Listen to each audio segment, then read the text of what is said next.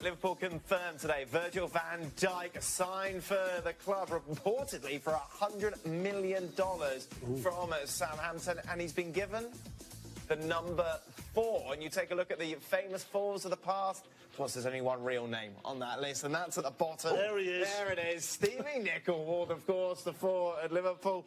You look at Van Dijk's career, of course, really, he made his name at Celtic before coming down to Southampton for $14 million. And boy, have the Saints made a massive profit on that, selling him on for £75 million.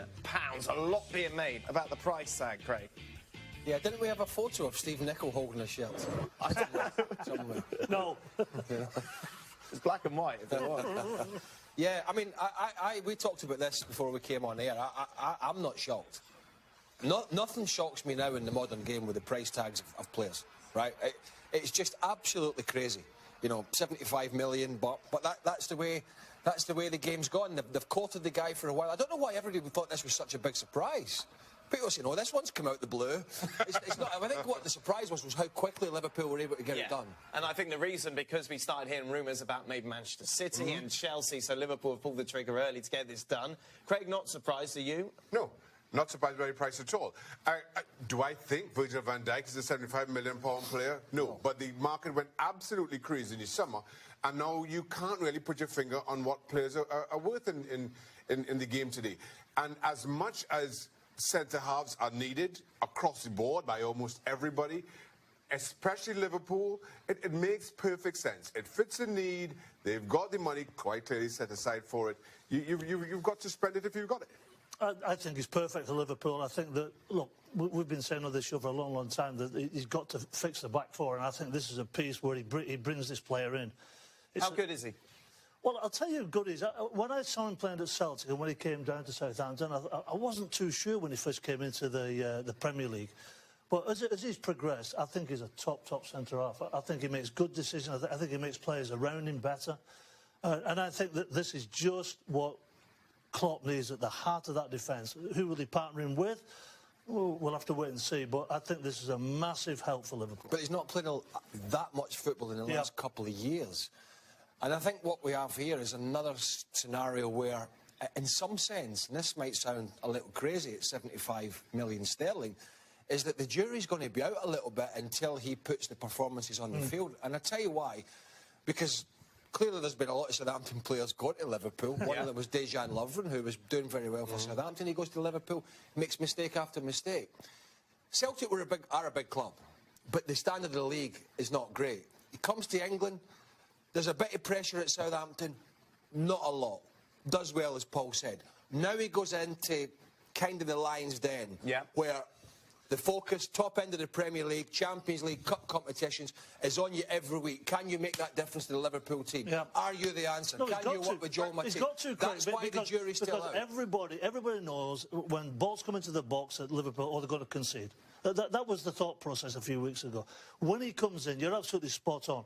Much more high pressure, all eyes are on you, whether you're training or whatever you're doing, whatever competition you're in with Liverpool. This is big time. He's got to perform. He makes a mistake at Southampton or two, we don't even bat an eyelid. We don't even talk about it.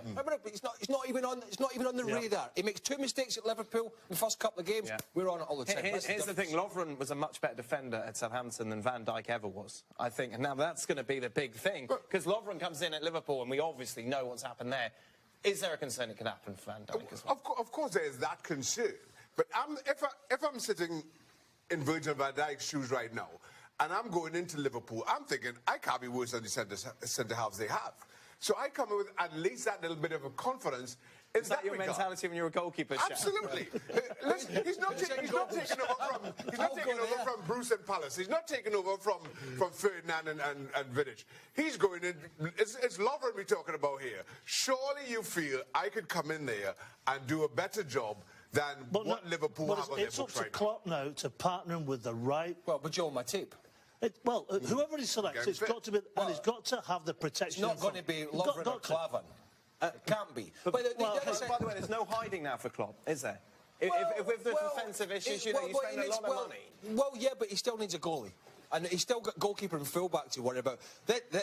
This drama is not over for Klopp by one side. There's one piece in a five-piece puzzle, in my opinion. A back four and a goalkeeper. I think Liverpool need to see them compete with the likes of City and United. This is just one piece of that. The good news is, look, is it FSG? I always get mixed up. The owners, FSG, Fenway Sports Group, have backed him again.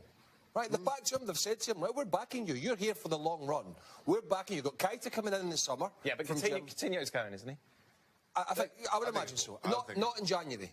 No, but he'll go in the summer, I think he'll go in the summer. But obviously, Salah doing as well as he has, and one or two others might dampen that a little bit. Still, he's going to lose a very good player. But they have backed him. And as we say, it's the jury's out for Van Dijk. It is an absolutely wonderful opportunity for this guy to go to one of the best clubs in England, if not Europe. And he's got a platform to go and do it now. And the platform is Virgil van Dijk's. As the boys mentioned, it's a number of players that Liverpool have signed from Southampton over the last few seasons. Wow. Some hits, many misses, though, as well. You could say. Be interesting to see what Steve Nicol has to say about this, and you can check it out over on the website where he talks about Liverpool splashing that big cash on Van Dijk.